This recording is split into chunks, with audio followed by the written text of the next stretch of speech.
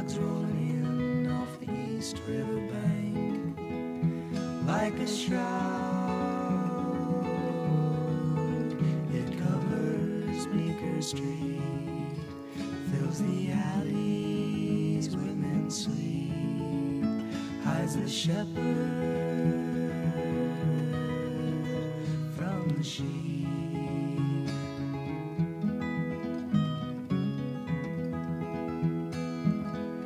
Voices leaking from a sad cafe, smiling faces try to understand. I saw a shadow touch a shadow's hand on Bleecker Street.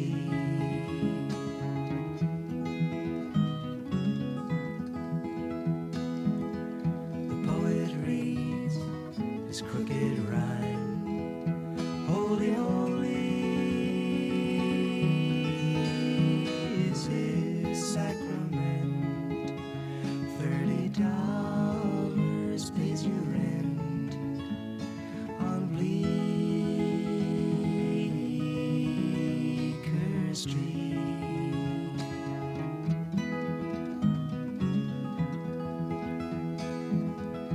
Heard a church bell softly chime in a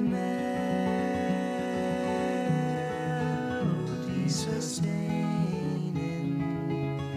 It's a long road to Canaan on Bleecker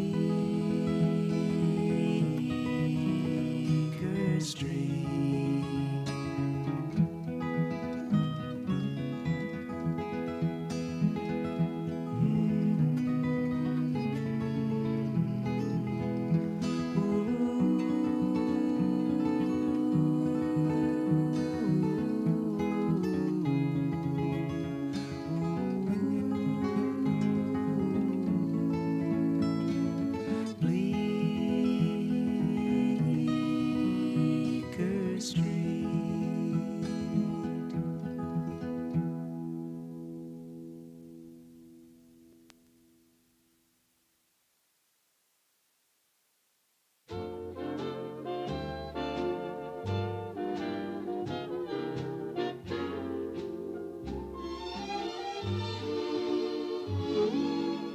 Like the folks you meet on, like to plant my feet on the Brooklyn Bridge. What a lovely view from heaven looks at you from the Brooklyn Bridge. I love to listen to the wind through her strings, the song that she sings for the town. I love to look up at the clouds in her hair, she's learned to wear like a crown.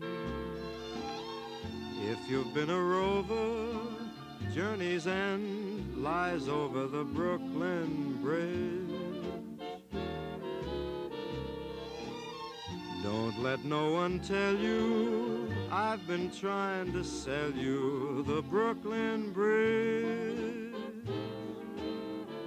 All the folks in Manhattan are sad, 'cause they look at her and wish they had the good old Brooklyn Bridge.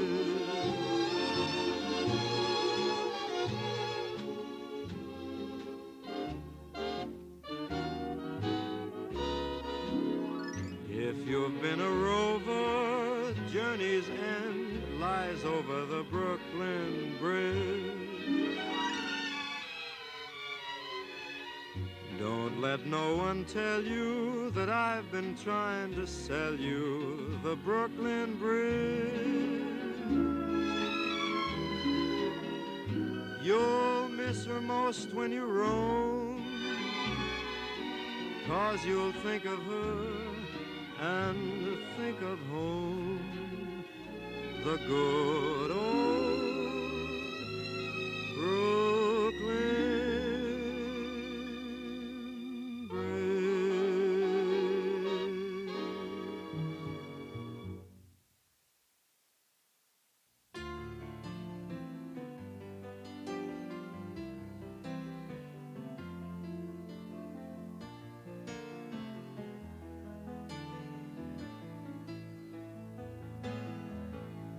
Once in your life you find her, someone who turns your heart around, and next thing you know, you're closing down the town. Wake up and it's still with you, even though you left your way across town. Wondering to yourself, hey, what have I found? When you get caught between the moon and New York City, I know it's crazy, but it's true. If you get caught between the moon and New York City, best that you can do, best that you can do is fall in love. Arthur, he does as he pleases. All of his life, his master's toys, and deep in his heart, he's just a boy. Living his life one day at a time. He's showing himself a pretty good time. He's laughing about the way they want him to be. When you get caught between the moon and New York City, I know it's crazy, but it's true. If you get caught between the moon and New York City, best that you can do, best that you can do, best that you can do is fall in love.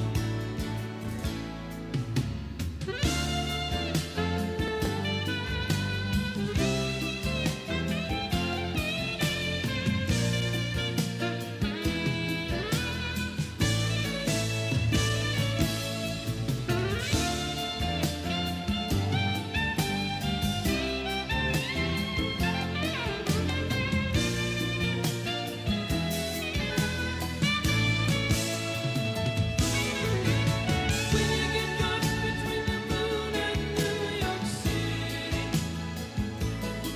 I know it's crazy,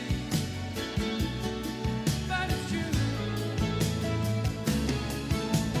If you get caught between the moon and New York City, best that you can do, best that you can do, best that you can do is fall in love. When you get caught between the moon and New York City, I know it's crazy, but it's true.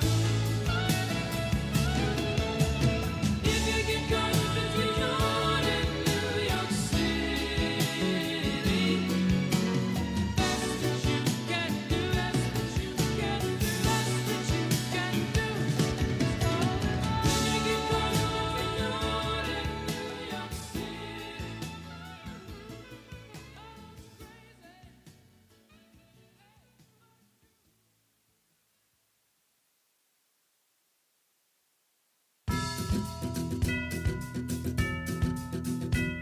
You called me last night on the telephone, and I was glad to hear from you, 'cause I was all alone. You said it's snowing, gotta hate this weather.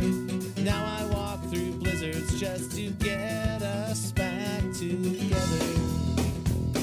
We met in the springtime at a rock and roll show. It was on the Bowery when it was time to go. We kissed on the subway in the middle of the night. I held your hand, you held mine. It was the best night of my life. 'Cause everyone's your friend in New York City, and everything looks beautiful when you're young and pretty. The streets are paved with diamonds, and there's just so much to see. But the best thing about New York City is you and me.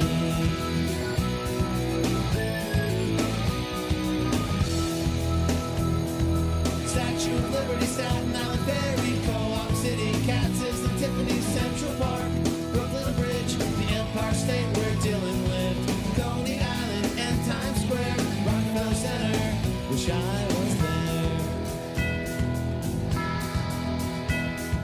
wrote me a letter just the other day. Said springtime is coming soon, so why don't you come to stay?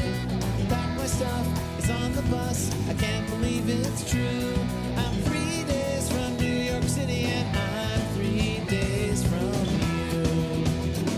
Cause everyone's my friend in New York City, and everything looks beautiful when you're young and pretty. The streets are paved with diamonds and there's just so much to see.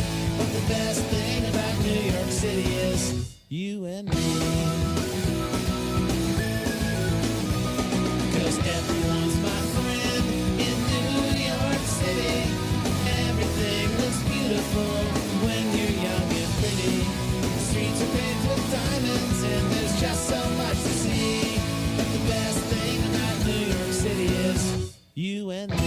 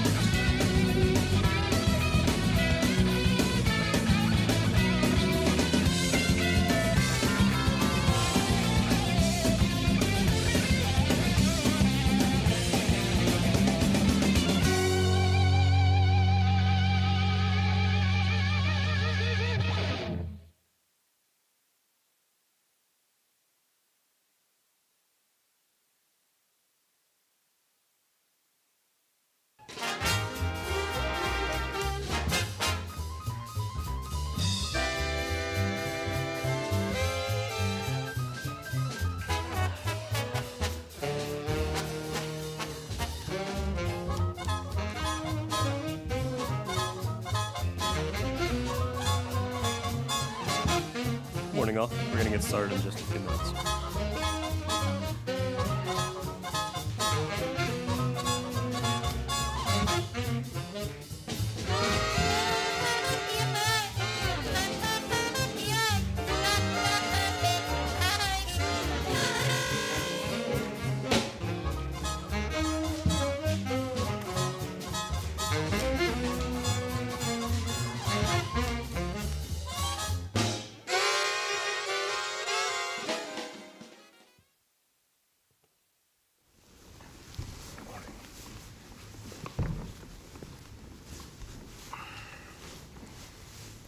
Good morning, everybody.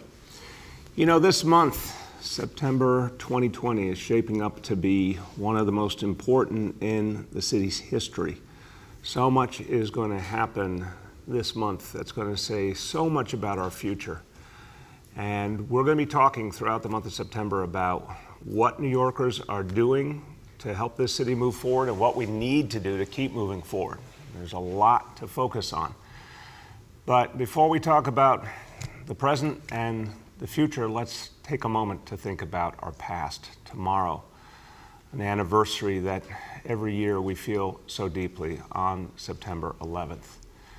For so many of us, it is a very personal moment. For so many of us, it brings back the deepest feelings, what we felt that moment, what we felt that day. And it particularly brings back the memories of those we lost. So many New Yorkers have a family member, a friend, a colleague, someone in their life they lost.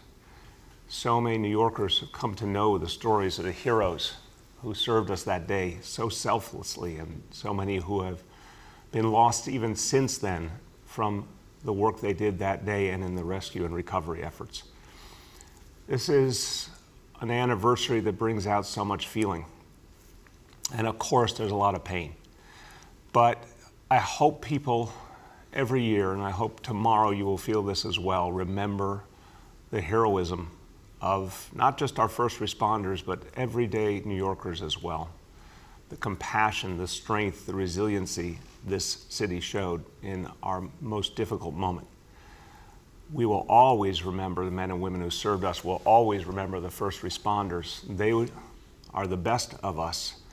But we also have to remember how this city showed the whole world the strength, the meaning of New York City. Each person there for the other, no matter who they were or where they came from, people united.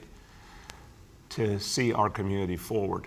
And that spirit can never be forgotten. So tomorrow we mourn again. We honor those we lost, their greatness. We miss them, but we take inspiration from them as we move forward. And on that horrible day, we never could have imagined this moment in history. But I think those heroes we lost would tell us to, once again, believe in New York City, believe in each other, and move forward. So God bless them all. And to all the families grieving again as we approach this memorial, God bless you. Well, as I said, this month, now in 2020, this month will be so important to everything that happens in the future of this city, because we are talking about the beginning of our rebirth. That's what September 2020 will be. We're coming off the summer. Kids are coming back to school. Businesses are reopening. We're fighting back the coronavirus. We are leading the nation in showing that we can get it right. So there's so much we have to do right now, but there's also something going on in this month that will determine much of the future of our city, and it still doesn't get all the attention it deserves. But it literally will determine so much of what happens over the next decade in this city, and that is the census. 20 days to go, less than 3 weeks to go. Now again, I don't blame a single person who says, what does the census mean to me? Why is it such a big deal? It's abstract, to say the least, but here's again why it matters. The census, it's in the United States Constitution. The founding fathers understood the importance of this. It will determine how much representation we get in Washington, and we know that means decisions will be made that will affect every single one of us for years and years ahead based on how much representation we have, and billions, hundreds of billions of dollars of funding get determined according to the census. And if New York City is accurately represented in the census, we get our fair share. And if we're not accurately represented, we lose a huge amount of money. And don't just think about that in terms of a budget. Think about that as money for your kids' school, for your subway ride to make it better, for affordable housing your family needs. If we don't have that money, it doesn't happen the way it should. If we have it, we can do so much. But it all depends on the census, and only 20 days left. Now, where do we stand? As you can see, we've made some progress, and our census team is doing a fantastic job going out to the people of this city, but we're still behind the national average. And that's what matters here, how we compare to every place else. So right now, as of the 9th, our response rate, 58.9%. Now the national rate, 65.5%. We have to do everything we can to catch up. And look, it's a horrible time to try and do this. I know, the pandemic, all the dislocation, all the challenges we've faced. It's not surprising we're behind the national average, but we have to catch up as best we can. And every effort, we all know, was made to try and discourage people. And this is a very cynical strategy that came out of Washington. Every effort was made to discourage people from participating in the census. Changing the rules, changing the questions, changing the deadline, and particularly attacking immigrants and discouraging them from participating. But you know what? Again, the U.S. Constitution says everyone should be counted, regardless of where they come from, regardless of documentation status. So we need to get that word out. This has to be a supreme group effort in this city, everyone together, just like we fought back the coronavirus. So our Census 2020 team is out there. And they're going to the grassroots, they're knocking on doors, they're making those calls, they're doing amazing work to get people to sign up. Every single New Yorker can make a difference. Remember, if you haven't done it, it takes just 10 minutes to fill out the census form for your whole household. So please, everybody, we need you. Now, we've tried to make sure that we focus on neighborhoods where we need to see that rate go up, and we've done a few competitions, including our Census Subway Series. And last week's contestants were Midwood, Brooklyn versus the Upper East Side Battle of the Q Train. And the winner is Midwood, Brooklyn, prevailed in that contest. Congratulations to everyone in Midwood. Now let's keep going. Let's keep making sure every neighborhood gets counted and this city gets its fair share. All right, now let's go to some important news from the last 24 hours. Again, absolutely crucial to the future of the city. is bringing back our economy, bringing back people's livelihoods, making sure that folks have an opportunity after all we've been through to put things back together and move forward. And our restaurant industry is a huge part of this city. It's part of our culture, it's part of our identity, it's part of what we love. Also, businesses built by people who work so hard to create them, and an industry that employs hundreds of thousands of New Yorkers. So what a good thing that indoor dining will be back. That is very good news for this city. But I have to emphasize, and I think throughout you've heard me say, with every part of the life of the city, every part of our economy, we have to put health and safety first. We have to be careful. So as indoor dining starts to come back, it will come back with rigorous safety measures, with real limits, with careful inspections, because we have to get it right. A lot of conversation over the last few weeks with the state. This was something where a lot of work had to be done to make sure that we balanced the needs, the real needs of the restaurant community, the workers, the owners, the communities that love the restaurants, with that thing that we want the most, the ability to beat back the coronavirus. Every New Yorker I've talked to starts with wanting to defeat this disease and recognizing how far we've come. And when I talk to people from around the rest of the country, there's a certain amount of awe at how far New York City has come in terms of beating back this disease, going literally from worst to first. And we've got to keep doing that. So one of the things that I pushed very hard and my team pushed hard in these discussions with the state was tight restrictions and smart rules and a careful assessment of how we are doing. So we're talking about, to begin with, a maximum 25% capacity in restaurants, tables at least 6 feet apart. There will not be seating at bars in terms of the bar tops. And then a bunch of additional safety measures, temperature checks at the doors, of course, PPE for all employees provided, regular information kept to make sure there can be testing and tracing as needed. These precautions are going to be necessary, because unfortunately what we've seen around a lot of the world is indoor dining has had a direct connection to some of the resurgences we've seen, particularly most recently in Western Europe. So we have to keep a close eye on this. And I believe firmly that we need to watch our overall trajectory of this disease. And if we get to 2% infection rate on a regular basis on that 7-day average, at that point, we need to immediately reassess indoor dining. Hopefully, we never get there. Hopefully, in fact, we go in the other direction and get better and better all the time.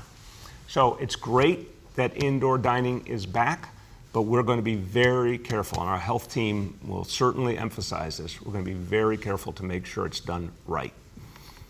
Now, talk about doing things right.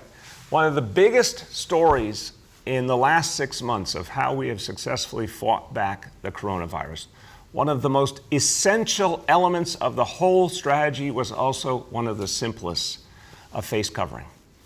And most people, I certainly use the paper mask, those blue masks. That's what I see mostly when I go around the city, the most popular choice. Those simple paper masks or the cloth masks that people use have been one of the biggest difference makers in fighting back this disease. We didn't know that in the beginning. The health community, the scientific community did not recognize in the beginning of this crisis how crucial this would be. But thank God it was recognized, and thank God New Yorkers have taken to face coverings as well as you have, because it's made a huge difference. Now, we want to get clear today about the ground rules for face coverings, because since it is literally possibly the single most important element of the strategy, we want people to really get what to do right. You're going to hear from our health commissioner, but I'm going to tell you, just to begin with, think about the face covering. Just look at it regularly. Is it in good shape? Has it been soiled? Is it torn? Is there any reason it's time to replace it? Keep an eye on it. Think about how crucial it is to make sure that it's in good working order. And those paper masks, those surgical masks, those can work for days and days, but not if they get wet or dirty. And after something like 5 days, it's a good time to change them. So you're going to hear now from the expert who's going to emphasize these rules. And as our health commissioner, Dr. Dave Choksi, has really emphasized to me the simple power of face coverings, but how important it is to make sure people use them consistently and use them the right way and maintain them well. So here to hear directly from him, our Health Commissioner, Dr. Dave Choksi. Thank you so much, Mr. Mayor. If there's one thing that the past 7 months have taught us, it's that we are truly all in this together. Your health is connected to my health. And the choices we make, from staying home to observing our distance, those things protect our fellow New Yorkers. As we head back into the cooler months, now is a good time to remind everyone about a few basic facts regarding face coverings. A face covering can include any well-secured disposable mask or cloth that covers your nose and mouth. A disposable mask, like this one, can be reused, but you should immediately replace it if it becomes damaged, dirty, or wet. For a cloth mask or face covering, like this one, I have some simple recommendations. Use it for a day, hand wash it with soap and water, make sure you dry it completely after doing so, and rotate your supply. Have more than one so that you can alternate them. Most importantly, choose a face covering that fits snugly against the sides of your face and that completely covers your nose and mouth. Don't share them and store them somewhere where they won't be touched. And don't use a mask with an exhalation valve, as it allows unfiltered air to escape. Since we're approaching the first day of school, a word about masks for children as well. First, if you have a child under the age of 2, as I do, it's important to know that a mask or face covering is not recommended for them. For older children, check to make sure the mask fits snugly over the nose and mouth and under the chin. If you're able to, find a mask that is specifically made for children. I'll note that all children will be given free masks in our public schools, but we're asking parents to ensure that kids wear masks outside of school as well. As with everything, and as the mayor has said, we're constantly monitoring the science, and we will update you if research determines something different about what's best with face coverings. Face coverings, although simple, are such a vital component of reopening and slowly phasing things in, like indoor dining. On that, we're pleased to be able to say that indoor dining will be available in a few weeks. Look, I know how important this is for people's livelihoods. I think about the cooks and the waiters whom I've taken care of as my own patients. But we must make sure our restaurants are safe for them and for our communities. Like our school guidelines, the restaurant restrictions are stringent to ensure that if we see the spread of COVID intensifying above that 2% test positivity threshold that the mayor mentioned, then we'll have to reassess indoor dining. Capacity will be limited to 25%. There will be temperature checks at the front door. Tables will be spaced at least 6 feet apart, and one member of the party will provide contact information to our tracers should they need to reach them. I know everyone is asking the same question. Is it safe? The short answer is that we are able to take these gradual steps because the level of COVID has stayed low. All of us have a role to play in keeping that level low. And it comes back to distancing, mask wearing, hand washing, getting tested, and staying home if you're ill. Thank you, Mr. Mayor. Thank you so much, Dave. And everyone, look, you heard from the city's doctor. What Dr. Choksi is saying is, let's get this right, and let's always focus on the facts, the data, the science. That's what's gotten us this far in New York City. That's what's going to take us forward. So I want to thank you, Doctor, you and your whole team, for always making these decisions with us based on what we are seeing, the pure, hard facts. And those facts will actually give us what we need to protect the people of this city. And that leads us perfectly to our daily indicators. Indicator number 1. Daily number of people admitted to New York City hospitals for suspected COVID-19. The threshold is 200 patients. Today's report, 78 patients, and the confirmed positive rate for COVID for those patients is 10%. Number 2, new reported cases on a 7-day average. Threshold is 550 cases. Today's report, 213. Number 3, percentage of people testing citywide positive for COVID-19. The threshold is 5%. Today's report, 1.09%. Now, a few words in Spanish.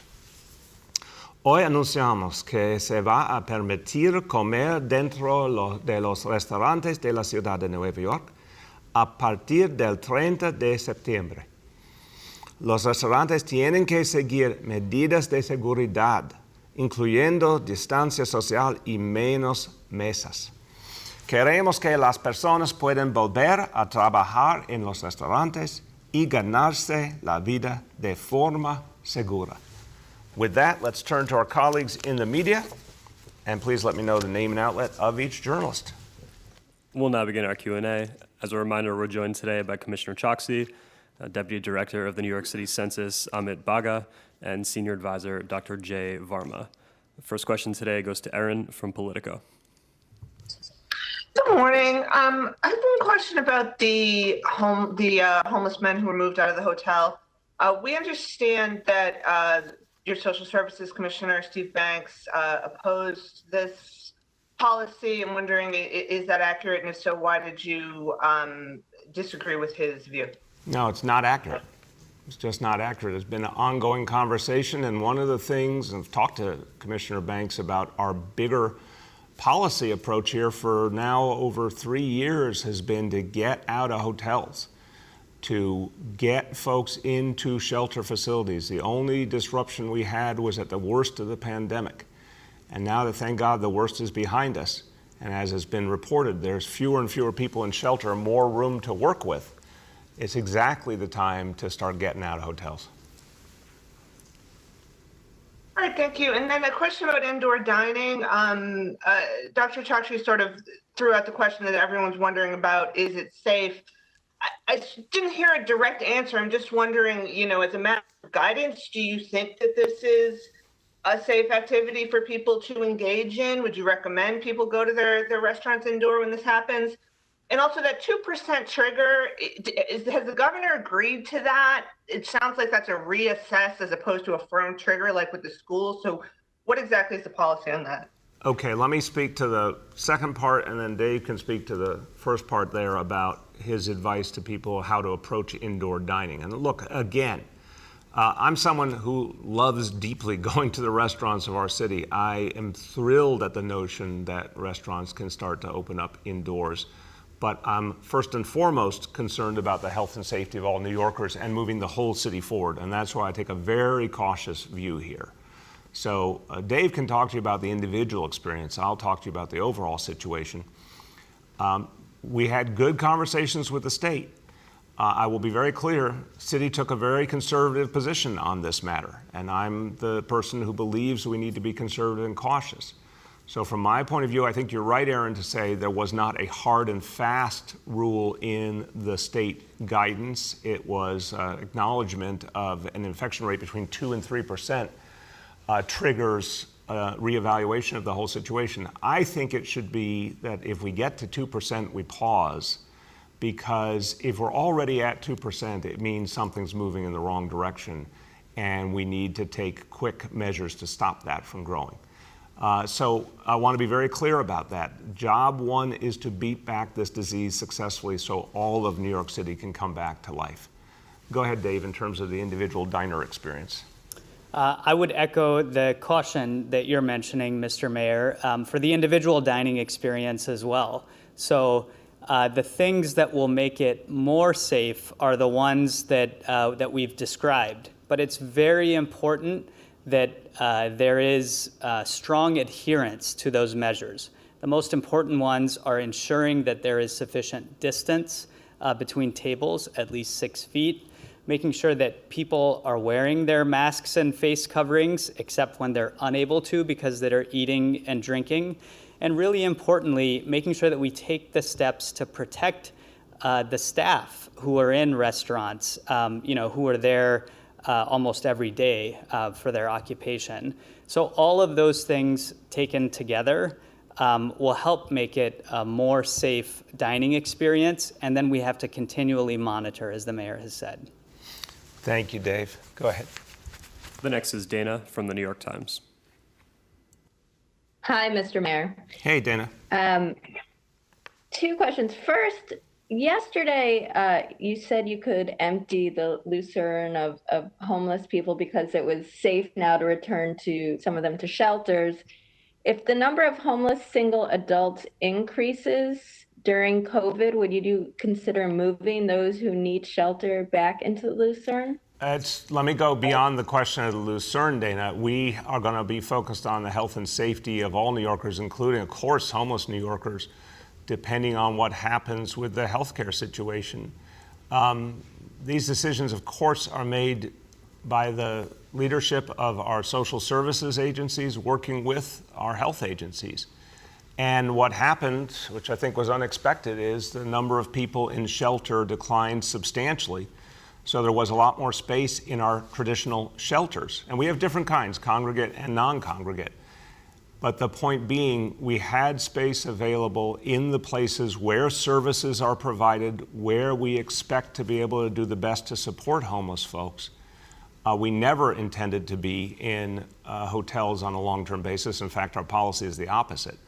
So we would like to be out of hotels. I mentioned not only the Lucerne and the Upper West Side, but we have the situation in Queensbridge and in Queens, Southeast Queens as well. We want to get out of hotels progressively. But if the healthcare situation ever demanded that we needed to use hotels again, of course we would. Thank you. And then on a different topic, as far as schools reopening, I mean, what should parents expect in terms of how many positive cases? I mean, because invariably there will be some positive cases, right? So how many should be expected during the first few weeks of school, and what numbers would constitute like a success or a failure? Like how many is okay and how many, becomes problematic? Right.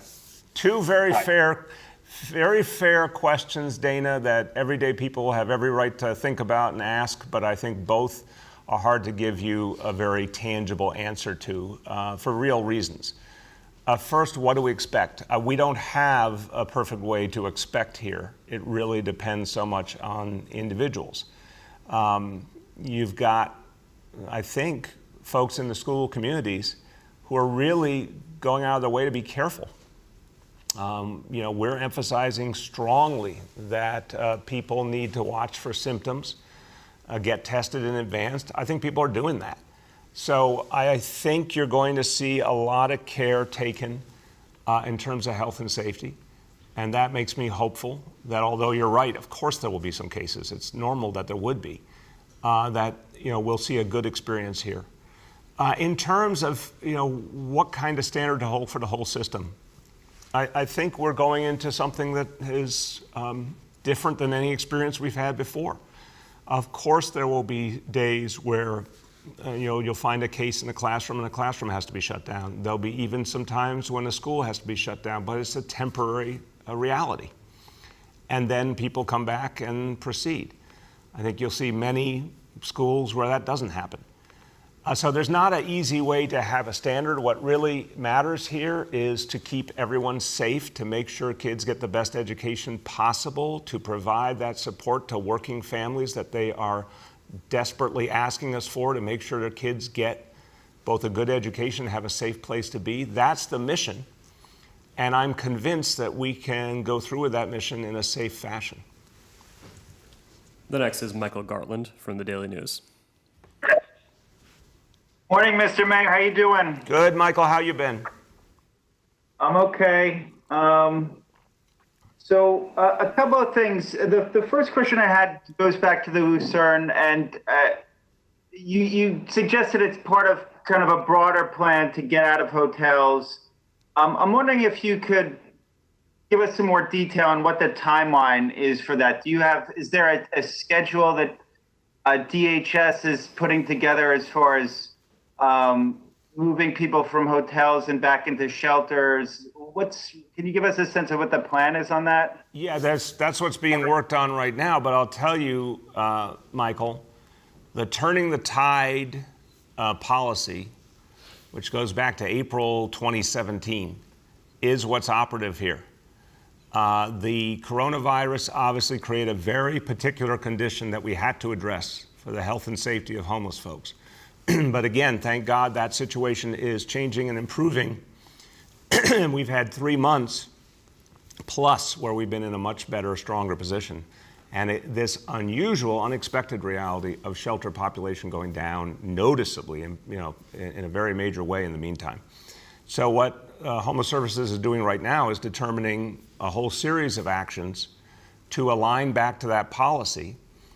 And the work has never stopped. We have said from the beginning we want to get out of hotels, we want to get out of cluster buildings. Even through this crisis, the Homeless Services has continued to get out of clusters and continued the work of closing down those facilities. So yes, there will be more, and the specifics are being worked through right now. Go ahead. The other question I had was on indoor dining, and it seemed from kind of how things played out yesterday that when you made your remarks yesterday morning that it wasn't clear that indoor dining was going to be announced by the governor's office. And I was wondering if you could tell us when exactly did the governor's office reach out to your administration or you to let you know we're going to announce this today? Sure. As I said, the conversations at very high levels have been going on for weeks.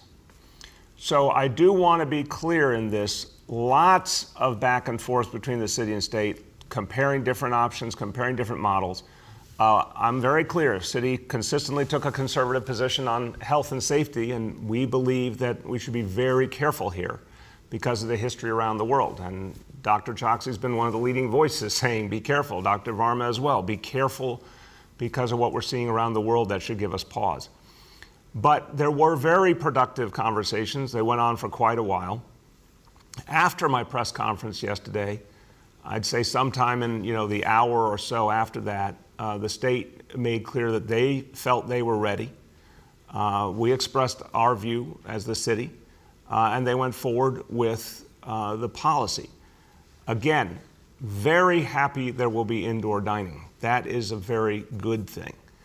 But the most important mission here is to keep this whole city safe. So as we proceed with indoor dining, we're going to constantly be careful and cautious. And if we see a problem, we're going to call it out because we have to keep the city safe and we have to keep the city moving forward.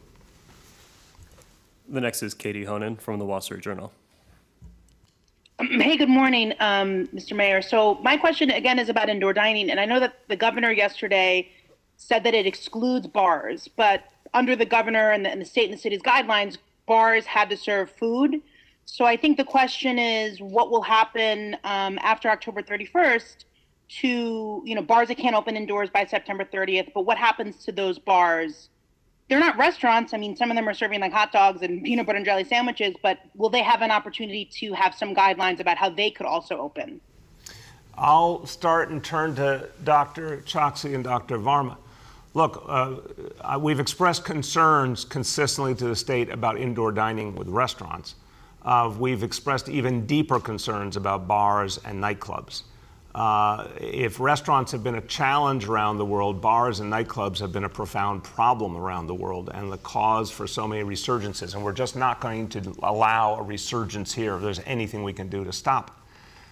So my view and my understanding is that bars are entirely separate here. Yeah, of course they can do the outdoor dining as long as that's available, and they can do the takeout, but that they're going to be treated differently in terms of indoor. But Dr. Choksi, and then see if Dr. Varma has anything as well. Yes, that's exactly right. Bars and nightclubs are in one of the highest categories of risk when it comes to coronavirus transmission. And so we have to proceed with the utmost caution there. When we look at the weight of the evidence that we have about how this has worked around the world, and we're paying particular attention to the resurgences that we're seeing in Europe, in Spain and France and Italy and the UK, many of those cases can be traced back to bars and nightclubs. That's true more broadly across the world as well, including in Asia. So these are all reasons for us to make sure that we bring a very cautious approach to that. Dr. Varma, you want to add anything?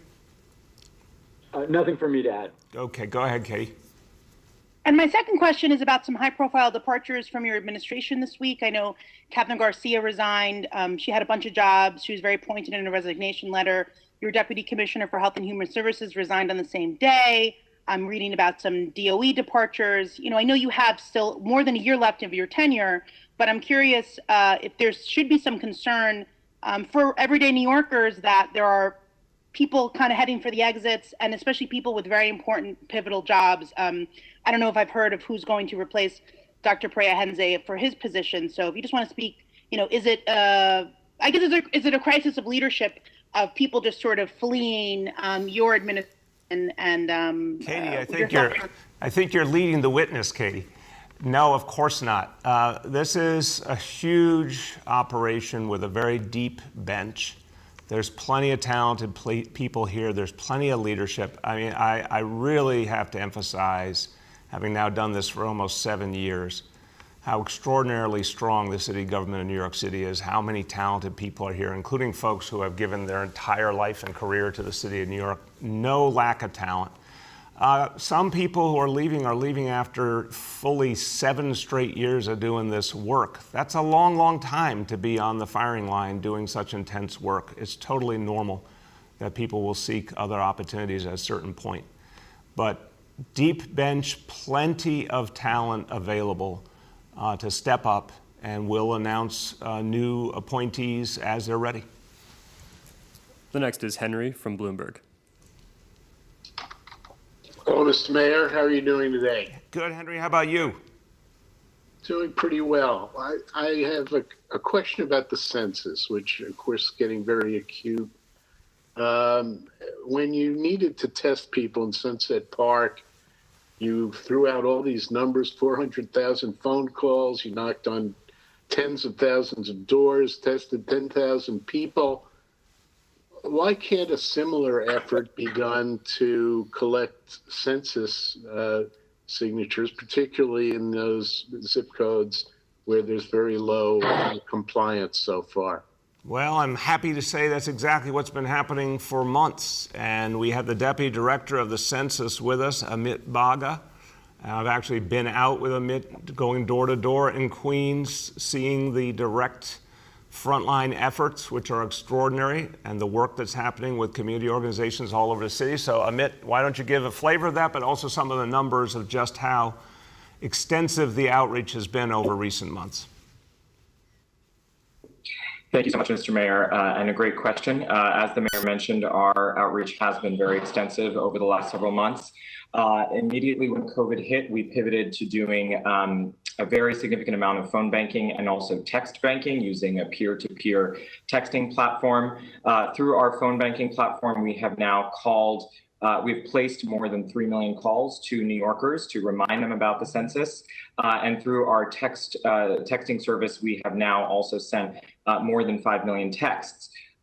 Collectively, we have reached hundreds of thousands of New Yorkers directly, and I can get you the exact number immediately after the avail. And what this has shown us is that even despite the fact that we were unable to conduct in-person outreach as a result of COVID-19, that the tactics that we have implemented have been successful in reaching New Yorkers despite the situation that we find ourselves in. I should also note that for the last several months, our team, as well as the teams of our Complete Count Fund awardees, have been visiting food distribution sites, dozens and dozens of food distribution sites across the city, where we are working with New Yorkers in linguistically and culturally competent ways to help them fill out the census in person, on site, in real time. We've helped thousands of New Yorkers complete the census in this way. And while it's been devastating to see just the desperation and the food insecurity as a result of the pandemic, we've been able to ensure that we are helping New Yorkers in need complete the census in that way. Thank you, Amit. Go ahead, Henry.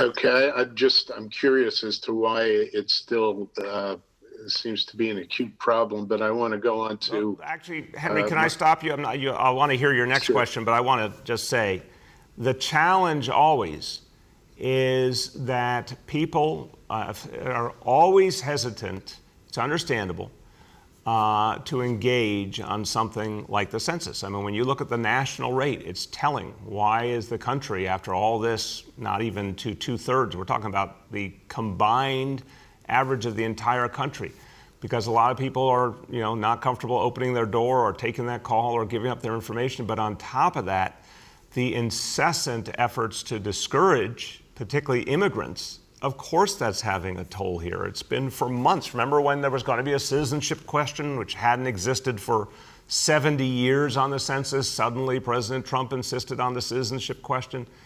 There's been a lot of messages that have discouraged people from participating. I want to give credit to the census team, to Amit and to Julie Menon, who's running it, and the whole team. They've been fighting back against those headwinds and actually making a lot of progress. And with everyone's lives dislocated by the pandemic, it's hard to get people to focus on the census, but increasingly they're getting that done. So I do think it's natural that it's a problem and made worse by Washington, but we've got to overcome it over the next 3 weeks. Go ahead, Henry. Mr. Mayor, can I add a point there?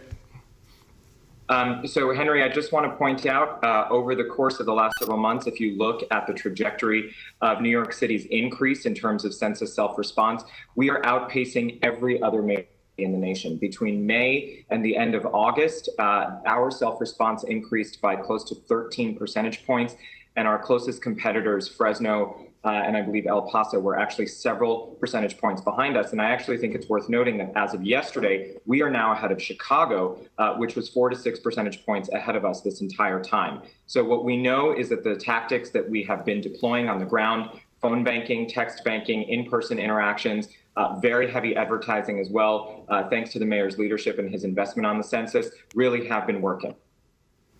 Thank you. Thank you for that. My next question has to do with the budget and the looming layoffs and your resistance to the Citizens Budget Commission, which you feel is too austere in their point of view. But what's more austere than cutting the grass in parks, or cutting the police department, or the EMT personnel? I mean, what they're calling for basically is to reduce the workforce by roughly 9,000 people, which is less than half of what's attrited every year. They're calling for some union agreements that would contribute to their health insurance premiums like everyone else does.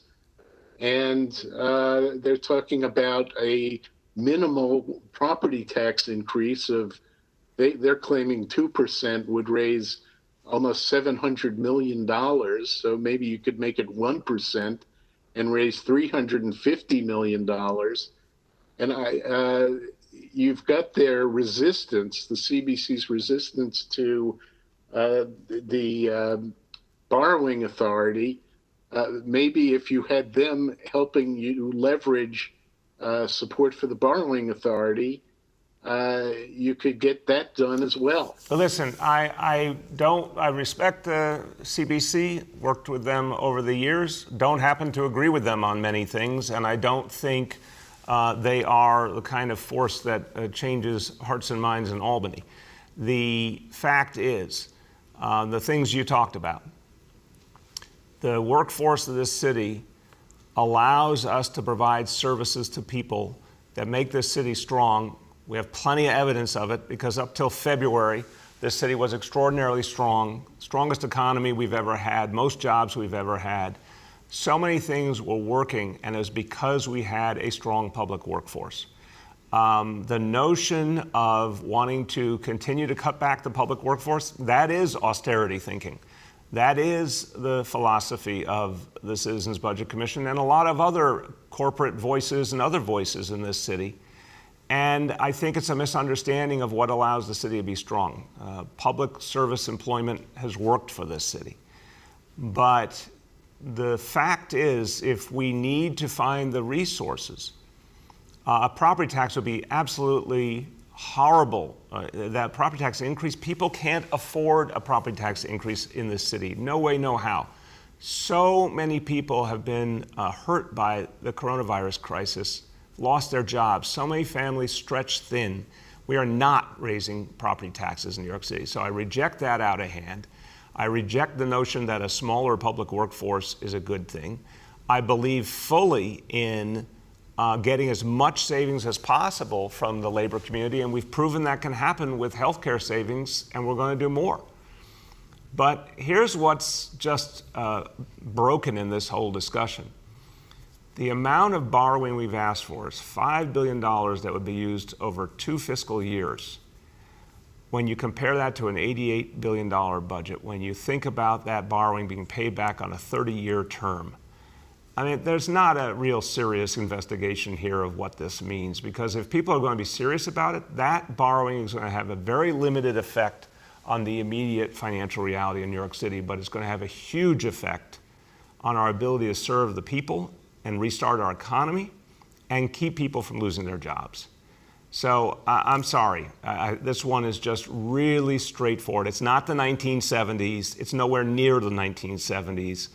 We just need to have an honest conversation about what a small financial addition the $5 billion in borrowing is, but what a big impact it could make at this crucial moment, moving us forward as a city. And then hopefully an actual federal stimulus is out there, possibly in a new administration, which then would make the borrowing moot. And I want to emphasize that. If the right stimulus comes along, we don't need to borrow, we don't want to borrow. The only reason we're going for borrowing is for lack of other options. But if those other options appear, we don't need to borrow. Go ahead. The next is Julia from the New York Post. Hey, good morning, Mr. Mayor. I just wanted to go back to something you said about indoor dining. You said about an hour after your press conference yesterday that the state called to make clear that they were ready, and we expressed our view. Was your view that you didn't think the city was ready for indoor dining? And will you yourself dine indoors on September 30th or shortly after? So, one, again, the idea of indoor dining coming back is a good thing. Our concerns were around a couple of areas. One, the start date. Given so much else that's coming back right now, concern that we pace things, that we make sure that as we bring back one part of life of the city, that we have time to see the impact of that and then bring back the next and the next and the next. So there's some real focus there on trying to get that piece right. And then again, the threshold point. I think the 2% is the kind of level at which we really would need to take action. So that was the back and forth. And my team and I expressed our real thoughts and concerns there. As for indoor dining, I'm sure it will be done properly. And of course, I'll be comfortable dealing with it, because if it's done the right way for everyone, that's what we want to see happen. Go ahead. And then yesterday, Congressman Max Rose called you the worst mayor in the city's history. Given that he's an elected official from your own party, what's your reaction to that? He's a politician running for office, and he's wrong. Go ahead. We have time for 2 more for today. The next is Alex Zimmerman from Chalkbeat. Hi, Mr. Mayor. I want to go back to the positive cases that were confirmed by the city yesterday in 2 different public schools. I'm wondering what the total is now in terms of the number of schools that have at least one confirmed case, and what is the plan to release this information publicly going forward? Alex, obviously, school hasn't begun yet. We're going to find out each day when there's new cases and take appropriate action, including testing trace activity. But we've said very clearly, once school begins, there is a regular process for updating the public on what's happening in each school. that's been delineated previously. If it's a specific classroom that had to be shut down or even something bigger, we'll report that daily. But I mean, there are teachers in schools now, so it does seem important to know like what the city's plan is to release this information publicly, given that the city is confirming some cases. And just a follow-up to that is, you know, I'm just curious sort of what the process is here in terms of being notified of positive cases. Like, is it up to the person who tests positive to tell their principal? Like, what if they don't do that? Like, how is the city supposed to be made aware of these cases in the first place? I'll start and Dr. Choksi can add. Obviously, it's a combination. The individual gets directly notified, but we have a protocol to make sure that we can tell when there's a case in a school and act on it. Go ahead, doctor. Sir, that's right. We have multiple information streams. Certainly, you know, if someone self-reports, that's something that we'll take into our system. We have other ways of finding out about positive cases, positive test results, because all of those get reported to the health department as well. So we take those multiple information streams and we move as quickly as possible based on that information to start with the investigations and the contact tracing after that. Go ahead. Last question for today goes to Dave Colon from Streets Blog. Hey, Mr. Mayor. How you doing, Dave? Great. Everybody's great, right? So a couple of days ago, I spoke with Johnny Williams about a bike crash that he got into last week. He got hit by a driver making a left turn through this awful, chaotic intersection down in Bay Ridge. And he told me that he's really worried when he rides his bike on the streets. That's scary out there, is how he put it. So I'm just curious if even the public advocate doesn't feel safe riding on city streets. You know, what does it say about what the city's doing to make the streets safe for everyday New Yorkers?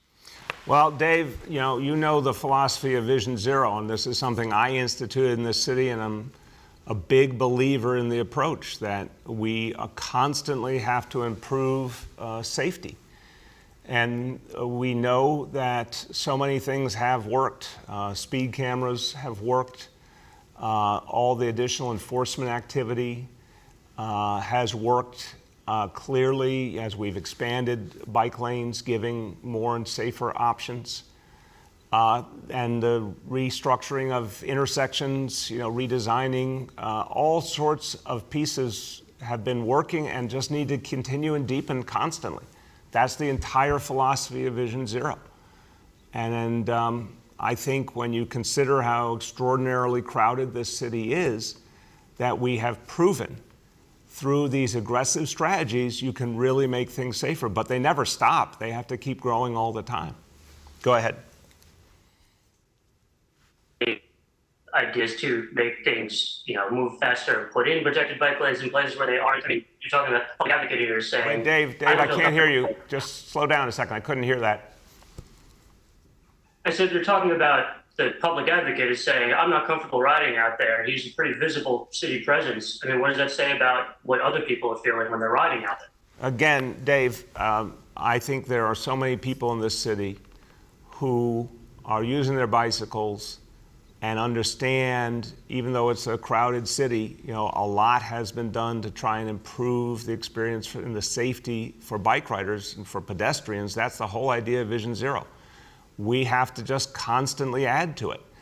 The reality of this city, this big, intense, crowded place, is that thank God we have Vision Zero as a strategy. If we didn't, we would be in much worse shape. And the beauty of the Vision Zero approach is it is evergreen. It keeps moving. It keeps growing all the time. We have to keep adding improvements all the time. And so, I think people can see that and feel that, and they'll make their own choices, of course. But as a matter of how we move forward, that's what will work for New York City. Okay, everyone, first of all, just want to note, because of course the 9/11 memorial, there will not be one of these press conferences tomorrow, and we'll be focused on remembering the folks we lost. But, it's also another moment to say, you think back, think back to that generation of New Yorkers. You think back to those heroes. You think back to the compassion of everyday New Yorkers in that moment of crisis. People all over this country and all over this world watched, and they were in awe of New York City. There was incredible feeling for New York City. There was respect, and people grieved with us, but they also admired New York City in that moment of crisis. And now we find ourselves in a new and different crisis. And once again, people all over this country, people all over this world are looking at this city with tremendous awe. How has a city that was the epicenter of the crisis now become one of the safest places in the entire country? It is because of you. And you are doing as that 9/11 generation did. You're showing that strength, that resiliency, that feeling for your fellow New Yorker, that compassion. You're doing something. And it is day after day after day our calling to overcome this disease and bring this city back to its fullest potential. And its potential, as always, is great. But we look at the heroes of 19 years ago, and today a new generation of heroes is bringing this city forward. Thank you.